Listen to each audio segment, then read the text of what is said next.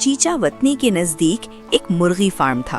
उस फार्म में बहुत सी मुर्गियां थीं और रोजाना सैकड़ों अंडे इकट्ठे होते थे। इसी फार्म पर चक्की शरीफ के नजदीक एक गांव का रहने वाला बबलू काम करता था। उसका काम मुर्गियों के डब्बों से अंडे इकट्ठे करना और मालिक के हवाले करना था। बबलू का एक बहुत अच्छा दोस्त था चुलबुल। चुलबुल मजाहिया मिजाज मगर नेक दिल लड़का था। वो अक्सर बबलू से मिलने फार्म पर आ जाता था। एक दिन चुलबुल फार्म आया। यार बबलू, आज तो लगता है मुर्गियों ने खूब मेहनत की है। हाँ यार, आज तो टोकरियां भर गई हैं।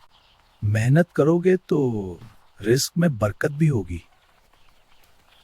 बबलू ने सर हिलाया, लेकिन उसके दिल में एक अजीब सा ख्याल आ चुका था। एक शाम बबलू दीवार के पास बैठा था। उसकी नज़र दीवार में बने एक छोटे सुराख पर पड़ी। बबलू दिल में सोचते, अगर मैं इस सुराख से कुछ अंडे बाहर निकाल दूं तो किसी को पता भी नहीं चलेगा। मालिक इतने सारे अंडे बेचता है, अगर चंद अंडे में ले जाऊं तो क्या फर्क पड़ेगा। नहीं, चलबुल होता तो मुझे जरूर मना करता। अगर चंद अंडे मैं ले जाऊं तो क्या फर्क पड़ेगा। मगर फिर उसे चुलबुल की बात याद आई। बबलू आहिस्ता, नहीं, चुलबुल होता तो मुझे जरूर मना करता। लेकिन लालच ने उसके दिल पर काबू पा लिया।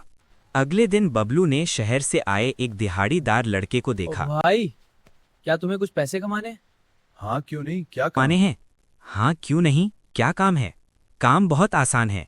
बस यहाँ दीवार के पास टोकरी लेकर खड़े रहना।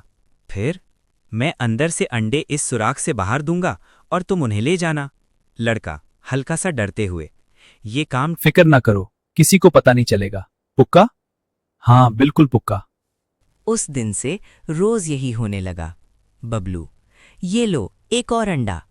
लड़का, टोकरी तो तकरीबन भर गई है। बबलू, आज तो अच्छी कमाई हो जाएगी। बबलू, तुमने कुछ अजीब महसूस किया है। साहब, शायद कोई जंगली जानवर अंडे खा जाता होगा। मुमकिन है, मगर मुझे कुछ गड़बड़ लग रही है। अगले दिन मालिक खामोशी से दीवार के पीछे जा छुपा। कुछ देर बाद वही दिहाड़ीदार लड़का टोकरी लेकर वहां आ खड़ा हुआ। मालिक आहिस्ता से, अच्छा तो ये बात है। अचानक मालिक सामने आ गया। मालिक गुस्से से, ओए, यहां क्या कर रहे हो? लड़का घबरा गया। लड़का, मैं कुछ नहीं। वो टोकरी छोड़कर भाग गया। मालिक ने टोकरी पकड़ ली और खामोश खड़ा हो गया। बबलू की बड़ी गलती। बबलू को लगा वही लड़का खड़ा है। बबलू, ये लो मजीद अंडे। फिर हंसते हुए बोला, बबलू, वो मालिक तो बड़ा बेवकूफ़ है। उसे लगता है मैं बड़ा ईमानदार हूं। बबलू, उसे क्या पता उसकी नाक के नीचे क्या हो रहा है। मालिक खामोशी से सब सुनता रहा। कुछ देर बाद बबलू दीवार फांदकर बाहर आया। जैसे ही उसने सामने देखा, उसके पांव कांप गए। बबलू, साहब आप? मालिक गुस्से से, तो ये सब तुम कर रहे थे? बबलू, साहब मुझसे गलती हो गई। उसी वक्त चुलबुल वहां पहुंच गया। चुलबुल, अरे बबलू, क्या हुआ? मालिक, तुम्हारा दोस्त चोर निकला। चुलबुल हैरान रह गया। चुलबुल, बबलू क्या ये सच है? बबलू की आंखों में आंसू आ गए। चुलबुल ने मालिक से, अतीक भाई, इसे एक मौका दे दे। अगर ये सच्चा पछतावा करे तो मैं इसे माफ कर सकता हूँ। साहब, बबलू, साहब मैं वादा करता हूँ आइंदा कभी ऐसी गलती नहीं करूँ।